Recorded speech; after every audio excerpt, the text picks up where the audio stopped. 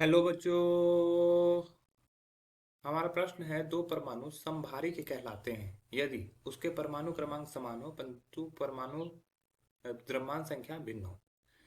उसमें इलेक्ट्रॉन की संख्या समान हो परंतु न्यूट्रॉन की संख्या भिन्न हो। उसमें न्यूट्रॉनों की संख्या समान हो परंतु इलेक्ट्रॉनों की संख्या भिन्न हो। न्यूट्रॉन तथा प्रोटॉन की संख्या का योग समान हो परंतु प्रोटॉन की संख्या भिन्न हो। चलिए समझते हैं इस प्रश्न को। बात की जाए इस प्रश्न की मुख्य अवधारणा की, तो मुख्य अवधारणा में हमें ये क्या समझना होगा, समभारिक। मुख्य अवधारणा में हमें क्या समझना होगा, समभारिक। समभारिक किसको बोलते हैं, वैसे अवयव जिसका भार, ये परमाणु भार लिखो, परमाणु भार समान हो। ठीक है। अब परमाणु भार कैसे निकलता है, परमाणु भार जिसको हम लोग ए से डिनोट करते हैं वो कैसे निकलता है, तो वो प्रोटॉन तथा न्यूट्रॉन के योग से निकलता है। ठीक है। प्रोटॉन प्लस न्यूट्रॉन की संख्या से ये निकलता है। तो प्रोटॉन की संख्या, सपोज कर लो, एक उदाहरण के तौर पे हम लोग समझते हैं।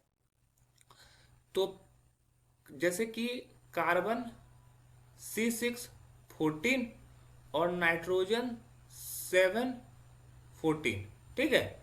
यहाँ पे कार्बन का परमाणु संख्या कितना है, परमाणु संख्या जो जेड है वो 6 है, और नाइट्रोजन का परमाणु संख्या जो जेड है वो क्या है, 7 है। तो परमाणु भार इसका जो दिया हुआ है, ए जो दिया हुआ है वो कितना है, 14 है, और इसका परमाणु भार जो दिया हुआ है वो 14 है। अब न्यूट्रॉन की संख्या निकाल लेंगे, तो न्यूट्रॉन की संख्या क्या हो जाएगा, ए माइनस पी, मतलब कि 14 - 6, मतलब कि यहाँ पर 8 है। और यहाँ पर न्यूट्रॉन की संख्या क्या है, न्यूट्रॉन की संख्या ए माइनस पी, मतलब कि 14 - 7, यहाँ पे 7 है। तो यहाँ पर देखो परमाणु संख्या भिन्न है और न्यूट्रॉन की संख्या भी भिन्न है, लेकिन परमाणु द्रव्यमान दोनों का क्या है, परमाणु द्रव्यमान दोनों का समान है। तो मतलब कि वैसे वैसे तत्व जिसका प्रोटॉन और न्यूट्रॉन की संख्या असमान हो लेकिन परमाणु भार जो होता है वो, परमाणु भार जो होता है मतलब कि परमाणु भार को क्या बोलेंगे, प्रोटॉन तथा न्यूट्रॉन के संख्या का योग अगर समान हो तो उसे हम समभारिक बोलते हैं। तो पहला हम दिया हुआ है उसके परमाणु क्रमांक समान हो परंतु परमाणु द्रव्यमान संख्या भिन्न हो। तो द्रव्यमान संख्या भिन्न नहीं होना चाहिए, तो ये गलत हो जाएगा।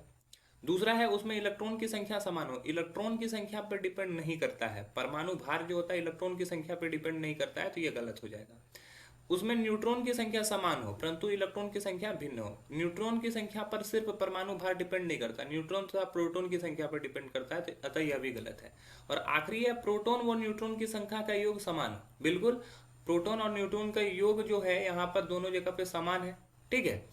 परंतु प्रोटॉन की संख्या भिन्न हो, प्रोटॉन की संख्या दोनों जगह भिन्न है, यहाँ पे 6 है और यहाँ पे 7 है।